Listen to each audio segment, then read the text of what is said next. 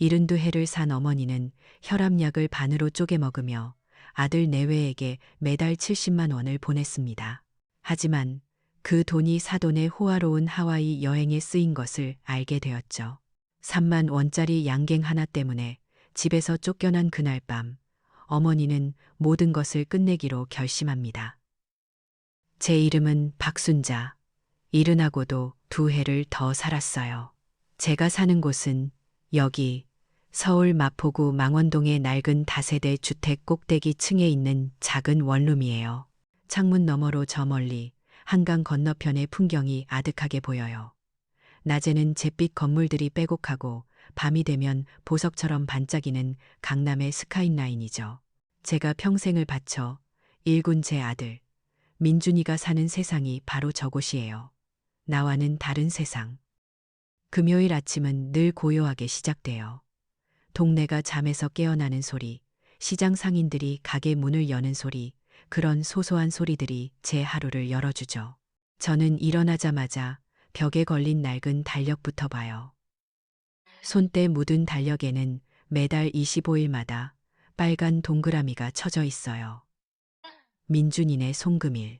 그 날짜만 보면 마음 한구석이 든든해지는 것 같았어요. 자식 입에 밥 들어가는 것만큼 부모에게 큰 기쁨이 또 있겠어요. 달력을 보고 나면 약을 챙겨 먹죠. 벌써 여러 해째 먹고 있는 혈압약인데 의사는 하루에 한 알씩 꼭 챙겨 먹으라고 신신당부를 했어요. 하지만 저는 매일 아침 작은 과도를 꺼내 약을 반으로 쪼개요.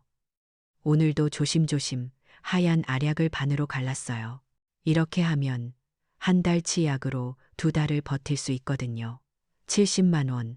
그 돈을 아들 녀석에게 보내려면 이렇게라도 아껴야 마음이 편해요. 약을 삼키고 나면 벽에 걸린 사진들을 한참 동안 바라봐요. 까까머리에 코를 훌쩍이던 내 아들 민준이의 어릴 적 사진, 그리고 번듯한 양복을 차려입고 제 며느리 유진이와 나란히 서서 활짝 웃고 있는 결혼 사진. 그 사진만 보면 반으로 쪼갠 약의 씁쓸함도 이 좁은 방의 외로움도 다 잊히는 것 같았죠. 그저 희미한 미소가 입가에 번졌어요. 내 새끼, 저렇게 잘 커서 장가도 가고 번듯한 집에 자리 잡고 사는구나 싶어서요. 그렇게 혼자만의 평화로운 아침을 보내고 있을 때였어요. 휴대폰이 요란하게 울렸죠. 며느리 유진이었어요. 어머니, 저 유진이에요. 잘 지내시죠? 목소리는 언제나처럼 밝고 명랑했지만 그 속엔 늘 넘을 수 없는 벽 같은 게 느껴졌어요. 진짜 안부를 묻는 게 아니라 용건을 말하기 위한 서론이라는 걸 이젠 알죠. 어머니, 다름이 아니고요. 저희 오늘 하와이 가요. 냉장고에 어제 먹던 밥 남은 거 있으니까 그거 데워서 식사하세요. 집 잘 보고 계세요. 일방적인 통보였어요. 제게 무언가를 묻거나 상의하는 게 아니라 그냥 자기들의 결정을 알려주는 것뿐이었죠. 하와이. 그 이름이 귀에 밝히는 순간 머릿속이 하얘지는 것 같았어요. 순간 일주일 전의 기억이 파도처럼 밀려왔어요. 바로 내 칠순 잔치가 있던 날이었죠. 자식들이 차려준다는 그 잔치 말이에요. 저는 그래도 호텔 뷔페 같은 곳을 생각하며 며칠 동안 설레는 마음으로 옷장을 몇 번이나 열어봤는지 몰라요. 하지만 잔치가 열린 곳은 동네 시장 어귀에 있는 시끌벅적한 삼겹살 식당이었어요. 기름 튀는 테이블에 둘러앉아 고기를 굽는데 주변은 어찌나 시끄럽던지 아들 녀석 목소리도 잘 들리지 않았어요. 그저 어머니, 많이 드세요 하는 말뿐. 식사가 끝나고 계산을 해야 하는데 민준이랑 유진이는 서로 눈치만 보고 있더군요. 결국엔 지갑을 연 건 저였어요. 주머니 속 꼬깃꼬깃한 현금을 꺼내 15만 원을 계산했죠. 내 칠순 잔치 비용을 내가 직접 계산한 거예요. 그날 밤 이 좁은 방에 혼자 돌아와 얼마나 서럽게 울었는지 몰라요. 그 기억이 하와이라는 화려한 단어와 겹쳐지니 가슴에 찬바람이 휑하게 부는 것 같았어요. 내 칠수는 15만 원짜리 삼겹살이었는데 너희는 하와이를 가는구나. 박탈감이라는 게 이런 거구나 싶었어요. 전화를 끊고 한참을 멍하니 앉아 있었죠. 아들 내외가 떠난 후의 집은 유난히 더 적막하게 느껴졌어요. 냉장고를 열어보니 며느리 말대로 딱딱하게 식은 밥 한 덩이가 덩그러니 놓여 있었어요. 그걸 꺼내 그릇에 담고 찬물을 부어 말아 먹기 시작했어요. 밥알이 입안에서 모래알처럼 굴러다니는 것 같았죠. 꾸역꾸역 밥을 삼키는데 바로 그때였어요. 띠링. 휴대폰에서 날카로운 알림음이 울렸어요. 매달 25일이면 어김없이 울리는 그 소리. KB은행 박민주님 계좌로 700영원이 이체되었습니다. 텅 빈 집안의 적막을 깨는 그 알림음이 오늘따라 왜 그렇게 야속하게 들리던지요. 저는 조용히 긴 한숨을 내쉬었어요. 혈압약을 반으로 쪼개고 식은 밥을 물에 말아 먹으며 보낸 그 돈이 지금 하와이의 어느 하늘 아래에서 쓰이고 있겠구나. 그 생각을 하니 평생 단 한 번도 품어본 적 없던 의문이 고개를 들기 시작했어요. 내가 과연 옳은 일을 하고 있는 걸까? 이게 정말 맞는 걸까? 그렇게 며칠이 흘렀어요. 아들 내외에게서는 전화 한 통, 문자 한 통 오지 않았죠. 하와이는 한국이랑 밤낮이 다르다니 바빠서 그러겠지 애써 좋게 생각하려 했지만 마음 한구석이 계속 아리고 시렸어요. 이 좁은 방에 혼자 가만히 앉아 있으니 자꾸만 서운한 생각들이 꼬리에 꼬리를 물고 피어오르더군요. 이러다 병이라도 나겠다 싶어 무거운 몸을 일으켜 집을 나섰어요. 저 같은 늙은이에게 유일한 사교 공간이자 쉼터는 동네에 있는 마포노인 종합복지관 뿐이거든요. 복지관에 들어서니 익숙한 얼굴들이 보였어요. 서로 안부를 묻고 혈압이 높네, 무릎이 시리네, 약주머니를 교환하듯 걱정을 나누는 풍경은 늘 똑같았죠. 그래도 혼자 방에 있는 것보다는 100배 나았어요. 잠시라도 외로움을 잊을 수 있으니까요. 한참을 친구들과 이야기하다가 옆자리에 앉은 경자 씨가 갑자기 제 팔을 툭 치며 자기 스마트폰을 불쑥 내밀었어요. 순자 씨, 이거 봐봐. 며느님, 하와이 갔나 봐. 세상에. 경자 씨의 목소리에는 부러움이 가득했어요. 작은 화면 속에는 제 눈에 익은 얼굴들이 환하게 웃고 있었죠. 푸른 바다와 하얀 모래사장을 배경으로 아들 민준이와 며느리 유진이 그리고 제 손녀 지우까지. 그런데 그 옆에는 처음 보는 것 같으면서도 낯익은 바로 제 사돈 부부가 나란히 서 있더군요. 모두들 값비싼 선글라스를 끼고 얼굴에는 행복이 가득했어요. 제 가슴이 철렁 내려앉았죠. 어머, 사돈어른도 같이 가셨네. 이야, 정말 대단하다. 경자 씨가 화면 아래쪽에 적힌 글씨들을 손가락으로 짚어가며 읽기 시작했어요. 저는 그런 건 볼 줄도 모르는데 말이에요. 사돈어른 결혼 30주년, 가족여행, 효도플렉스. 그 단어들이 제 귀를 파고드는 순간 세상이 빙글 도는 것 같았어요. 아, 그래서였구나. 그래서 하와이였구나. 내 칠순 잔치는 안중에도 없던 너희들이 사돈의 결혼 30주년을 기념하기 위해 그 먼 곳까지 날아갔구나. 내가 혈압약을 반으로 쪼개가며 10원 한 장 아껴가며 보낸 그 피 같은 70만 원이 바로 저들의 웃음과 행복을 위해 쓰이고 있었구나. 극심한 배신감에 숨이 턱 막혀왔어요. 평생을 바친 내 희생이, 내 아들의 인생이 송두리째 부정당하는 기분이었죠. 눈앞이 캄캄해지면서 아득한 과거의 기억들이 폭풍처럼 몰아쳤어요. 20년 전 불의의 교통사고로 남편을 먼저 보내고 민준이 손을 잡고 낯선 동네의 춥고 습한 단칸방으로 이사하던 그날 밤. 어린 아들을 굶기지 않으려고 남들처럼 가르치려고 저는 사람이 아니라 기계처럼 살았어요. 새벽 4시면 일어나 건설 현장 식당 그 한바집으로 달려가 거대한 솥에 국을 끓였죠. 뜨거운 김과 땀으로 범벅이 된 채 무거운 쇠 국자를 휘두르며 다짐했어요. 이 국자처럼 단단해지자 내 아들을 위해서라면 뭐든 버텨내자고 밤에는 분식집에 가서 허리가 끊어지도록 설거지를 했어요. 겨울이면 찬물에 손이 퉁퉁 붓고 갈라져 피가 났지만 아들 얼굴을 떠올리면 아픈 줄도 몰랐죠. 하루 서너 시간 쪽잠을 자며 버텼던 그 모든 세월이 고작 효도플렉스라는 낯선 단어 하나에 조롱당하는 것 같아 피가 거꾸로 솟았어요. 저는 경자 씨에게 몸이 안 좋다는 핑계를 대고 비틀거리며 복지관을 빠져나왔어요. 어떻게 집에 돌아왔는지도 모르겠어요. 좁은 원룸방에 들어서자마자 저는 홀린 듯이 낡은 이불장으로 향했어요. 이불덤이 가장 깊숙한 곳, 수십 년 동안 한 번도 열어보지 않았던 괴짝 밑바닥을 더듬었죠. 손끝에 바스락거리는 낡은 봉투의 감촉이 느껴졌어요. 먼지를 털어내니 빛바랜 푸른색 서류 봉투가 모습을 드러냈어요. 그 봉투 안에는 제 젊은 날의 마지막 희망이자 가장 큰 절망이었던 기억이 잠들어 있었죠. 남편이 떠나고 얼마 안 됐을 때 동네 미용실 원장이 그러더군요. 자기 친척이 하는 말인데 어느 시골에 기차역이 들어선다고 지금 땅을 사두면 나중에 몇십 배로 뛴다고요. 저는 그때 민준이 대학 등록금으로 쓰려고 악착같이 모아둔 돈을 전부 털어 그 땅을 샀어요.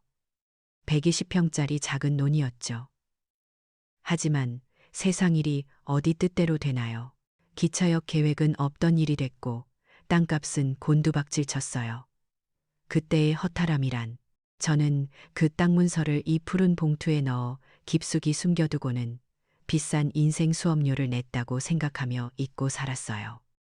그런데 오늘 이 휴지 조각 같던 낡은 서류가 제게는 마지막 남은 동아줄처럼 느껴졌어요. 이것만이 온전히 내 것, 누구에게도 빼앗기지 않은 나의 것이라는 생각이 들었죠. 아들에게 전화를 걸어볼까 딱 한순간 망설였어요. 하지만 와이키키 해변에서 사돈 내외와 함께 환하게 웃고 있던 아들의 얼굴이 떠오르는 순간 그런 생각은 눈 녹듯 사라졌어요. 아, 나는 혼자구나. 이 세상에 나를 위해 싸워줄 사람은 나 자신밖에 없구나. 가족이라는 울타리 안에서 나는 완벽하게 고립되어 있었던 거예요. 그 깨달음과 함께 뜨겁게 끓어오르던 분노는 차갑고 단단한 결심으로 변하기 시작했어요. 이제는 스스로 길을 찾아야 할 시간이었어요. 그 푸른색 서류 봉투를 손에 쥐고 있으니 20년의 세월이 먼지처럼 손끝에서 바스러지는 것 같았어요. 이걸 처음 괴짝에 넣던 날, 저는 이게 내 인생의 가장 큰 실패라고 생각했죠. 하지만 그날 밤, 아들의 웃는 얼굴 뒤에 숨겨진 서늘한 진실을 마주하고 나니 이 낡은 종이 쪼가리가 다르게 보이기 시작하더군요. 어쩌면 이건 실패가 아니라 아주 오랫동안 잊고 있던 내 마지막 보루일지도 모른다고요. 그때가 생각나요. 봉투를 처음 발견하고 며칠이 지났을 때였어요.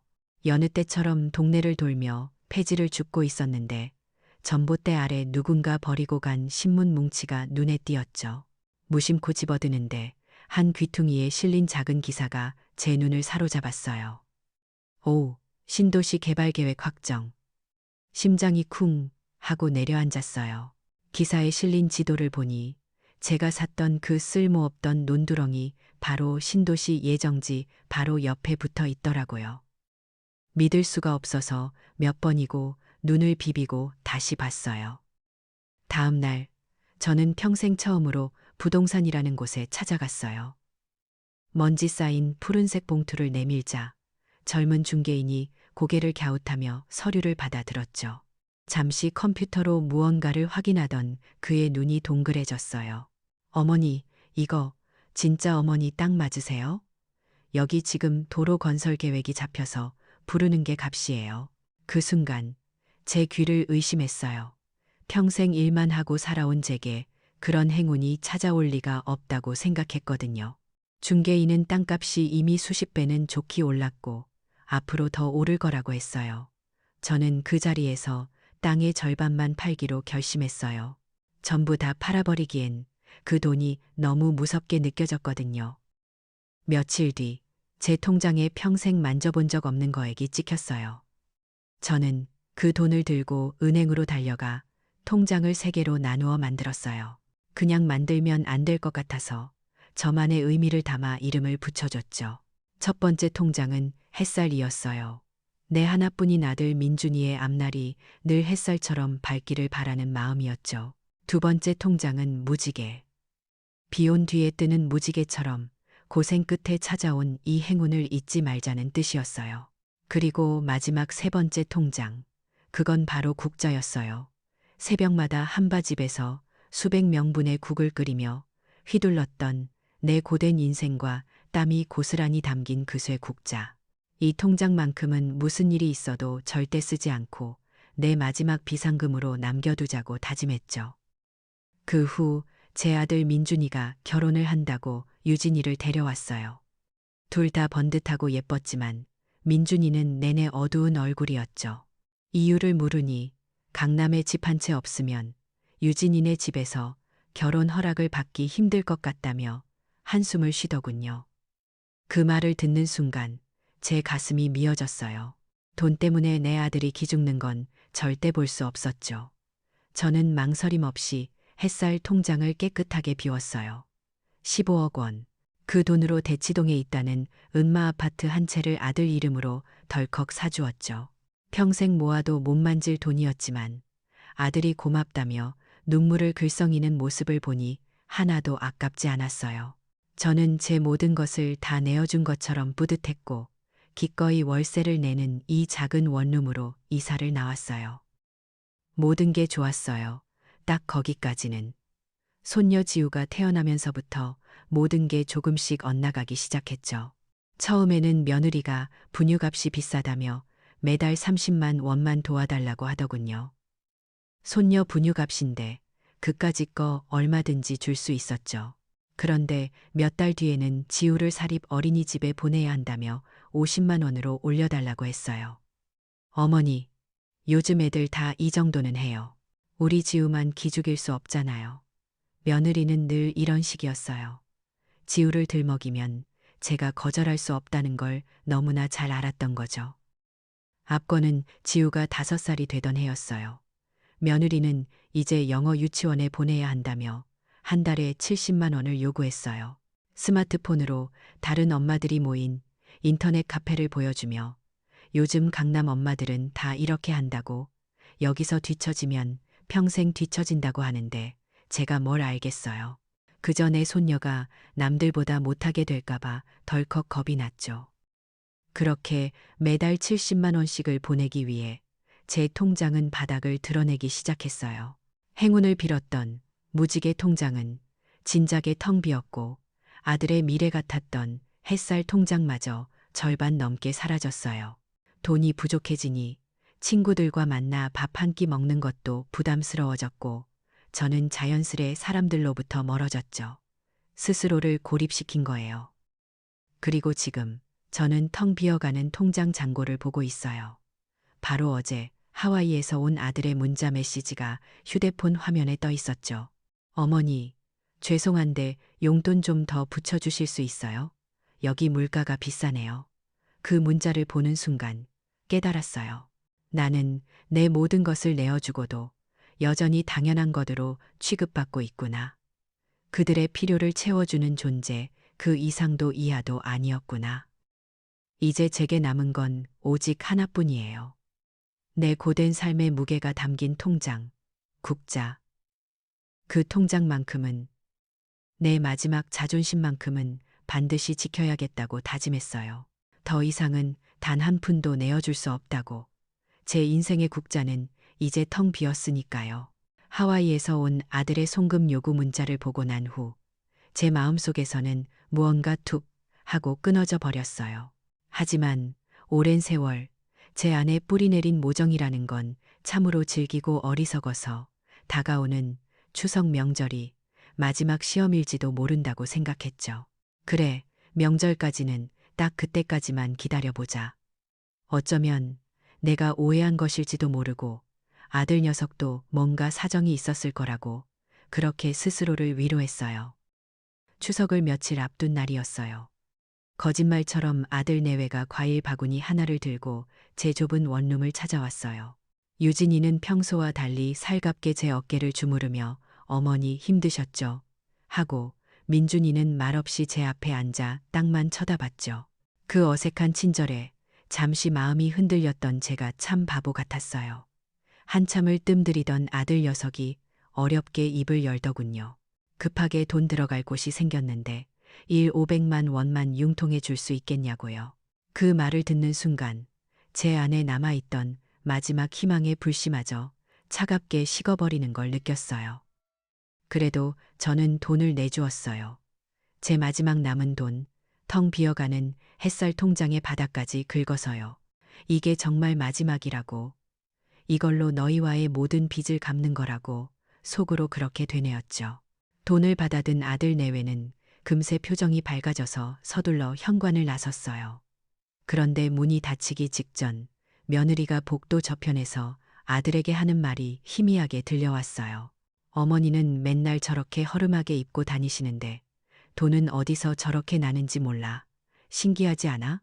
그 말은 비수처럼 날아와 제 심장에 박혔어요.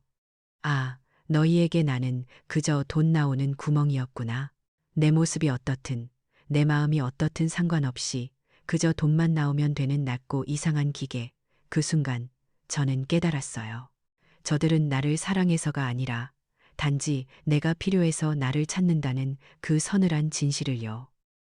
추석 당일, 저는 새벽 3시에 눈을 떴어요. 희망 때문이 아니었어요. 이건 마지막 의무라고 생각했죠. 평생 아들 녀석이 제일 좋아했던 소갈비찜을 핏물 빼고 양념에 재우고 오색 빛깔 고운 잡채를 볶았어요. 내 정성과 사랑을 이 음식에 전부 담아 마지막으로 보여주리라. 그런 마음이었어요. 양손 가득 무겁게 음식을 들고 찾아간 강남의 아파트는 그러나 얼음장처럼 차가웠어요. 며느리는 제가 들고 온 음식을 거들떠보지도 않고 부엌 구석으로 밀쳐놓더군요. 식탁 한가운데에는 백화점에서 사온 듯한 화려한 전이며 사돈어른이 직접 만들었다는 먹음직스러운 서양식 요리들이 가득 차려져 있었어요. 제 음식들은 마치 초대받지 않은 손님처럼 구석에서 초라하게 식어갔죠. 아무도 제게 말을 걸지 않았어요. 저는 마치 투명인간이 된 것처럼 거실 소파에 앉아 북적이는 그들을 그저 바라만 보고 있었어요. 식사 시간이 되어도 저를 부르는 사람은 없었고 제가 겨우 식탁구 애매비야 한 구석에 자리를 잡고 앉았을 때 이미 그들의 잔치는 한창이었죠. 누구 하나 제가 가져온 갈비찜에 손을 대는 사람이 없었어요. 아들 민준이는 연신 사돈어른이 가져온 음식을 맛있다며 칭찬하기에 바빴고요. 저녁 시간이 되자 며느리는 스마트폰으로 무언가를 한참 검색하더니 거실에 대고 큰 소리로 선언하더군요. 근사한 레스토랑에 저녁 식사를 예약했다고요. 그러고는 저를 흘낏보며 말했어요. 어머니는 이런 시끄러운 데는 안 좋아하시죠? 저희끼리 얼른 먹고 올게요. 그건 질문이 아니라 통보였어요. 가족들은 모두 각자의 스마트폰만 들여다보며 자기들끼리 웃고 떠들 뿐 제 존재는 그들의 안중에 없었죠. 최신 기술이라는 게 어쩌면 사람 사이에 이렇게 높고 투명한 벽을 만드는 물건일지도 모르겠다는 생각이 들었어요. 저는 더 이상 비참해지고 싶지 않아서 몸이 안 좋아서 먼저 들어가 쉬어야겠다고 거짓말을 하고 자리에서 일어났어요. 하지만 저는 그 집을 떠날 수가 없었어요. 밖은 이미 칠흑같이 어두웠고 텅 빈 제 원룸으로 돌아갈 용기가 나지 않았거든요. 가족들이 모두 떠나고 텅 빈 거실에 혼자 남겨지자 그제야 허기가 몰려왔어요. 온종일 긴장한 탓에 아무것도 먹지 못했던 거예요. 식탁 위를 보니 예쁜 상자에 담긴 양갱 몇 개가 놓여 있었어요. 이거 하나쯤은 괜찮겠지. 저는 너무나 배가 고파서 그중 하나를 집어들어 허겁지겁 먹었어요. 달콤한 팥 앙금이 입안에서 녹아내리는 순간 눈물이 핑 돌더군요. 밤 9시가 넘어 현관문이 요란하게 열리고 웃음소리와 함께 가족들이 돌아왔어요. 그런데 거실로 들어서던 며느리의 눈이 쓰레기통에 버려진 작은 양갱 껍질에 꽂혔어요. 순간 며느리의 얼굴이 싸늘하게 굳어지더군요. 그녀는 쓰레기통에서 그 껍질을 집어들고 제 앞으로 다가와 그걸 제 얼굴에 던지며 소리쳤어요. 어머니, 이걸 왜 마음대로 드세요? 이게 어떤 건 줄 아시고. 저는 영문을 몰라 어안이 벙벙했어요. 며느리는 분이 안 풀리는지 씩씩거리며 말을 이었어요. 그건 자기가 친정어머니께 선물하려고 백화점에서 특별 주문한 한정판 수제 양갱인데 한 개에 3만 원이나 하는 귀한 거라는 거였어요. 그깟 양갱 하나에 3만 원짜리 팥덩어리 하나에 며느리는 제게 악을 쓰고 있었어요. 그러더니 부엌 구석에 밀쳐뒀던 제 음식들을 가리키며 소리쳤죠.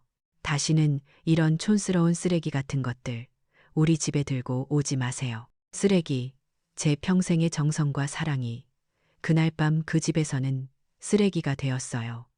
아들 민준이는 옆에서 여보, 그만해. 어머니한테 왜 그래라며 말려보려 했지만 그 목소리는 너무나 힘이 없었죠. 저는 더 이상 아무 말도 할 수 없었어요. 그 집에서 조용히 소리 없이 빠져나왔어요. 차가운 밤 공기를 맞으며 집으로 걸어오는 내내 단 한 방울의 눈물도 흘리지 않았어요. 제 좁고 차가운 원룸에 돌아와 저는 이불장 깊숙한 곳에 넣어두었던 푸른색 서류 봉투를 꺼냈어요. 그리고 그 안에서 오래전 부동산에서 받아두었던 낡은 명함 한 장을 찾아냈죠. 제 안의 모든 미련과 슬픔, 어리석었던 모정이 3만 원짜리 양갱과 함께 산산조각 나버린 그날 밤, 저는 비로소 결심했어요. 이제 모든 것을 되돌려 놓을 계획을 세워야 할 시간이라고.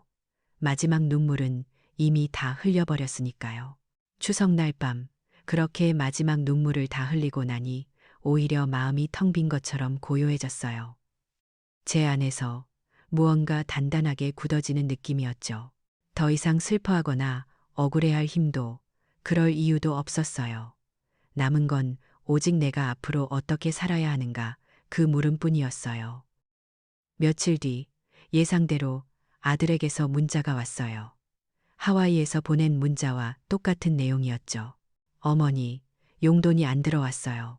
확인 좀 부탁드려요. 저는 그 문자를 가만히 들여다보았어요. 예전 같았으면 당장 은행으로 달려갔을 테지만 이제 저는 다른 사람이 되어 있었죠. 저는 망설임 없이 스마트폰에 은행 앱을 열었어요. 매달 25일이면 제 피 같은 돈을 빨아들이던 그 지긋지긋한 자동이체 항목. 저는 제 손으로 직접 해지 버튼을 눌렀어요. 화면에 정상적으로 해지되었습니다라는 문구가 뜨는 순간 제 목을 짓누르던 무거운 쇠사슬 하나가 끊어지는 것 같았어요. 그리고는 아들에게 답장을 보냈죠. 이제부터 너희들끼리 알아서 해라. 엄마는 더는 못한다. 제 평생 자식에게 보낸 가장 차갑고 단호한 문자였을 거예요. 그 후로 휴대폰이 불이 나기 시작했어요. 처음에는 아들에게서, 나중에는 며느리에게서 번갈아 가며 전화가 빗발쳤죠. 저는 그 모든 전화를 받지 않았어요. 쉴 새 없이 울리는 전화벨 소리가 마치 제 새로운 삶을 축하하는 팡파레처럼 들리기까지 했으니까요. 저녁 무렵 끈질기게 걸려온 며느리의 전화를 저는 딱 한 번 받았어요. 며느리가 앙칼진 목소리로 어머니, 지금 뭐 하시는 거예요? 하고 소리치기도 전에 제가 먼저 입을 열었죠. 하와이는 재밌었니? 제 목소리는 아주 낮고 차분했어요. 그 한마디에 며느리는 순간 말을 잃더군요. 저는 그대로 전화를 끊어버렸어요. 다음 날부터 저는 제 인생에서 처음으로 저 자신을 위해 돈을 쓰기 시작했어요. 우선 평소 눈여겨보던 아동복지재단에 전화를 걸어 제 이름으로 100만 원을 기부했어요. 제 돈이 누군가의 상처를 보듬는 데 쓰인다고 생각하니 그 어떤 때보다 마음이 뿌듯하고 따뜻해졌죠. 그리고는 노인복지관에 찾아가 헬스 교실에 등록했어요. 삐걱거리는 몸으로 처음 해보는 운동이 서툴고 어색했지만 땀을 흘리고 나니 기분이 상쾌해지고 내 몸의 주인이 바로 나 자신이라는 당연한 사실을 새삼 깨닫게 되었어요. 그렇게 며칠이 지났을까요? 돈줄이 완전히 끊기자 불안해진 아들 내외가 결국 제 원룸으로 쳐들어왔어요. 문을 부술 것처럼 두드리며 소리를 지르더군요. 저는 조용히 문을 열어주었어요. 제 집 안으로 성큼성큼 들어온 아들과 며느리는 마치 제가 큰 죄라도 지은 사람처럼 저를 다그치기 시작했죠. 하지만 저는 조금도 흔들리지 않았어요. 그저 말없이 이불장으로 다가가 그곳 깊숙한 곳에 숨겨두었던 푸른색 서류 봉투를 꺼내 그들 앞 테이블 위에 올려놓았을 뿐이에요. 이게 뭐예요, 어머니? 며느리가 신경질적으로 물었어요. 저는 봉투를 열어 낡은 서류들을 하나씩 꺼내 보였어요. 아직 팔지 않고 남겨두었던 땅의 등기부등본, 그리고 얼마 전 부동산에서 새로 떼어본 시세 확인서. 그 종이 위에는 20억 원이라는 저조차도 믿기지 않는 숫자가 선명하게 찍혀 있었죠. 그리고 마지막으로 제 이름이 선명하게 찍힌 국자 통장을 꺼내 보였어요. 잔액은 3억 원, 제 마지막 자존심이었죠. 아들과 며느리의 눈이 휘둥그레졌어요. 처음에는 충격으로, 그리고 그 다음에는 숨길 수 없는 탐욕으로 그들의 눈이 번뜩이는 것을 저는 똑똑히 보았어요. 그들은 마치 굶주린 짐승처럼 서류와 통장을 뚫어져라 쳐다보더군요. 바로 그때 저는 제 인생에서 가장 중요한 선언을 했어요. 나는 너희 지갑이 아니라 사람이다. 제 목소리는 떨리지 않았어요. 앞으로 너희에게 가는 돈은 단일 원도 없을 거다. 대신 조건을 하나 걸지. 저는 그들의 얼굴을 똑바로 쳐다보며 말했어요. 한 달에 2번 우리 집에 와서 나와 함께 밥을 먹고 동네 한 바퀴를 같이 산책하자. 그때 휴대폰을 들여다보는 사람은 그 자리에서 바로 집으로 돌려보낼 거다. 그 약속을 지킬 수 있겠니? 제 말이 끝나자 아들 내외는 분노와 당혹감이 뒤섞인 표정으로 저를 노려보았어요. 그들의 머릿속에는 오직 저 돈을 어떻게 하면 가질 수 있을까 하는 생각뿐이었겠죠. 그들은 아무 대답도 하지 않고 거칠게 문을 박차고 나가버렸어요. 그들이 떠난 뒤 저는 낡은 명함을 꺼내 들었어요. 추석날 밤, 제 모든 것을 잃었다고 생각했던 그날 밤에 찾아두었던 부동산 변호사의 명함이었죠. 저는 그 번호로 전화를 걸었어요. 그리고 제 상황을 차분히 설명한 뒤 첫 번째 의뢰를 했죠. 제가 15억 원을 주고 사주었던 그 강남 아파트의 등기부등본을 확인해 달라고요. 잠시 후 변호사에게서 전화가 왔어요. 당연하게도 그 집은 여전히 제 명의로 되어 있었어요. 저는 수화기를 단단히 붙잡고 제 마지막 말을 전했어요. 변호사님, 제 아들 내외에게 보낼 내용 증명을 한 통 작성해 주십시오. 3개월 안에 그 집을 비우고 나가라는 내용으로요. 이건 단순한 복수가 아니었어요. 이건 70평생 처음으로 제 자신의 권리를 되찾고 부당한 관계를 완전히 끊어내기 위한 저의 첫 번째 법적 투쟁의 시작이었어요. 변호사에게 전화를 끊고 며칠 지나지 않아서였어요.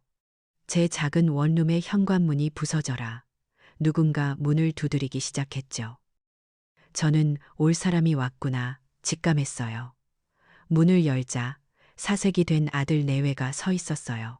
그들의 손에는 변호사 사무실에서 보낸 제 이름이 선명하게 찍힌 내용 증명이 들려 있었죠. 그들은 제 집 안으로 허락도 없이 들어오더니 그 차가운 시멘트 바닥에 그대로 무릎을 꿇었어요. 어머니, 잘못했어요. 저희가 정말 죽을 죄를 지었어요. 아들 민준이가 엉엉 울며 제 바짓가랑이를 붙잡았어요. 며느리 유진이도 고개를 숙인 채 어깨를 들썩이며 울고 있었죠. 어머니, 그날 양갱은 제가 정말 잘못했어요. 어머니가 얼마나 속상하셨을지 저희가 생각이 짧았어요. 제발 용서해 주세요. 양갱. 그 순간 저는 헛웃음이 나왔어요. 저들은 아직도 모르는구나. 자신들이 무엇을 잘못했는지, 내 70평생에 어떤 상처를 남겼는지 전혀 모르고 있었어요. 그저 3개월 안에 쫓겨나게 될 저 비싼 강남 아파트가 아까워서 그들의 안락한 세상이 무너질까 두려워서 저러고 있는 것뿐이었죠. 그들의 눈물에서는 단 한 방울의 진심도 느껴지지 않았어요. 오직 공포와 탐욕만이 번들거리고 있었죠. 저는 그들을 차갑게 내려다보며 말했어요. 너희가 사과해야 할 건 3만 원짜리 양갱이 아니라 내 70평생이다. 제 목소리는 얼음장처럼 차가웠어요. 너희에게 나는 엄마가 아니라 그저 필요할 때 돈이나 빼가는 ATM 기계였을 뿐이지. 그런데 어쩌나 그 ATM은 이제 영원히 서비스가 종료됐다. 저는 제 다리를 붙잡은 아들의 손을 매몰차게 뿌리치고 현관문을 활짝 열었어요. 돌아가라. 그리고 다시는 내 앞에 나타나지 마라. 그들은 충격받은 얼굴로 저를 쳐다보다가 결국 비틀거리며 집을 나섰어요. 저는 그들이 사라진 뒤 현관문을 닫고 굳게 잠갔어요.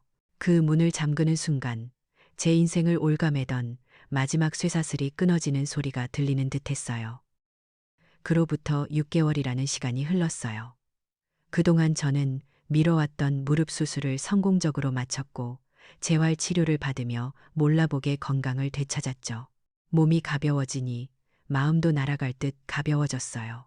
저는 변호사를 통해 제게 남은 모든 자산을 정리하기 시작했어요. 아들 내외가 살던 강남 아파트는 시세보다 조금 싸게 급매로 내놓았고 20년 동안 잊고 있던 그 땅도 마침내 팔았죠. 제 통장에는 평생 상상도 못할 만큼의 큰 돈이 찍혔지만 이상하게도 마음은 아주 평온했어요. 그건 더 이상 누군가를 위해 희생하지 않아도 되는 온전한 나의 것이었으니까요. 저는 그 돈으로 경기도 가평에 있는 공기 좋고 물 맑은 곳에 위치한 고급 실버타운에 입주했어요. 제 평생 처음으로 가져보는 넓고 환한 창이 있는 저만의 공간이었죠. 그곳에서 저는 새로운 삶을 시작했어요. 평생 한번 배워보고 싶었던 민화를 배우기 시작했고 서툰 솜씨지만 화선지에 색을 입히는 동안 마음의 상처가 치유되는 것을 느꼈어요. 복지관 합창단에도 들어가 목청껏 노래를 불렀죠. 노래를 부를 때면 가슴속에 쌓여있던 모든 응어리가 눈 녹듯 사라지는 것 같았어요. 그곳에서 저는 저와 비슷한 상처를 가진 많은 친구들을 만났어요. 자식에게 모든 것을 내어주고 빈손으로 쫓겨난 할머니, 평생을 희생했지만 결국 요양원으로 보내진 할아버지. 우리는 서로의 이야기에 귀 기울여주고 서로의 아픔을 보듬어주며 작은 공동체를 만들어갔죠. 그림을 그리고 노래를 부르며 우리는 더 이상 외롭지 않았어요. 주말이 되면 저는 실버타운 근처에 있는 작은 고아원을 찾아가 아이들에게 책을 읽어주는 봉사활동을 시작했어요. 제 무릎에 앉아 초롱초롱한 눈으로 저를 올려다보는 아이들의 순수한 얼굴을 들여다보고 있으면 제 마음은 이루 말할 수 없는 평화로 가득 찼어요. 그리고 그 아이들의 눈을 보며 저는 아주 중요한 사실 하나를 깨닫게 되었죠. 제가 아들에게 쏟았던 그 맹목적이고 희생적인 사랑이 어쩌면 아들을 망가뜨린 가장 큰 원인이었을지도 모른다는 것을요. 진정한 사랑이란 모든 것을 다 내어주는 것이 아니라 서로의 삶을 존중하고 올바른 거리를 지켜주는 것이라는 지혜를 저는 이른이 훌쩍 넘어서야 비로소 배우게 된 거예요. 어느 화창한 가을 오후였어요. 저는 실버타운의 아름다운 정원 벤치에 앉아 제가 직접 그린 민화 작품 하나를 흐뭇하게 바라보고 있었어요. 곱게 핀 모란꽃 그림이었죠. 합창단에서 배운 노래를 나직이 흥얼거리는데 문득 그날의 일이 떠올랐어요. 저를 절망의 나락으로 떨어뜨렸던 그 끔찍했던 양갱 사건 말이에요. 그런데 이상하게도 더 이상 아프거나 억울하지 않았어요. 오히려 감사한 마음마저 들었죠. 비극이라고만 생각했던 그날의 사건이 실은 저를 올가매던 맹목적인 희생의 사슬을 끊어주고 진짜 제 삶을 찾을 수 있게 해준 구원의 양갱이었음을 깨닫게 된 거예요. 저는 더 이상 누군가의 엄마가 아닌 온전한 박순자로서 살아가고 있었어요. 저는 조용히 눈을 감았어요. 귓가에는 친구들의 웃음소리가 들려왔고 코끝에는 향긋한 국화 향기가 스며들었죠. 제 인생에서 가장 평화롭고 가장 자유로운 순간이었어요. 70평생의 맹목적인 희생은 아이러니하게도 3만 원짜리 양갱 하나가 끊어주었네요. 때로는 가장 아픈 배신과 상처가 잃어버렸던 나 자신을 되찾게 해주는 가장 큰 선물이 되기도 하죠. 진짜 행복은 희생이 끝나는 곳에서 비로소 시작되는 법이니까요.